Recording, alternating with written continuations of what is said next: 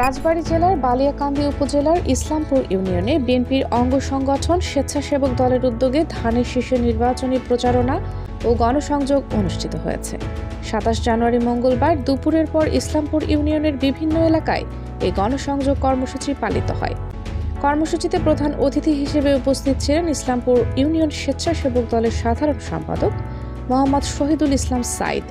তার নেতৃত্বে ইসলামপুর ইউনিয়নের ৮ নম্বর ওয়ার্ডের বিভিন্ন সড়ক, বাড়ি বাড়ি, দোকানপাট ও বাজারে গিয়ে ভোটারদের সঙ্গে মতবিনিময় করা হয় এবং ধানের শীষ প্রতীকে ভোট প্রার্থনা করা হয়। দেশ দর্পণ নিউজ, দেশের সাধারণ জনগণের সংবাদ মাধ্যম। আপনার সংবাদ এবং বিজ্ঞাপন প্রচারের জন্য যোগাযোগ করুন স্ক্রিনে দেখানো হোয়াটসঅ্যাপ নম্বরে।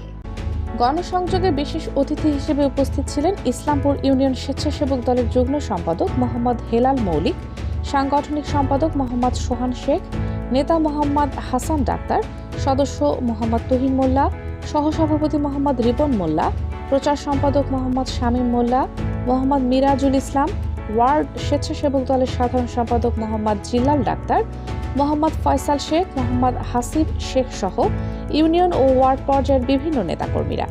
এ সময় নেতাকর্মীরা বিএনপির ভারপ্রাপ্ত চেয়ারম্যান জনাব তারেক রহমান ঘোষিত রাষ্ট্র কাঠামো মেরামতের ৩১ দফা কর্মসূচির বিভিন্ন দিক সাধারণ জনগণের মাঝে তুলে ধরেন। তারা বলেন, দেশের গণতন্ত্র পুনরুদ্ধার, আইনের শাসন প্রতিষ্ঠা এবং মানুষের মৌলিক অধিকার নিশ্চিত করতেই এই ৩১ দফা বাস্তবায়ন জরুরি। গণসংযোগকালে মোহাম্মদ শহীদুল ইসলাম সাইদ বলেন, জনগণের ব্যাপক সাড়া প্রমাণ করে মানুষ ধানের শীষের পক্ষে ঐক্যবদ্ধ। তিনি সকল নেতাকর্মীকে ঐক্যবদ্ধভাবে মাঠে থেকে গণসংযোগ জোরদার করার আহ্বান জানান।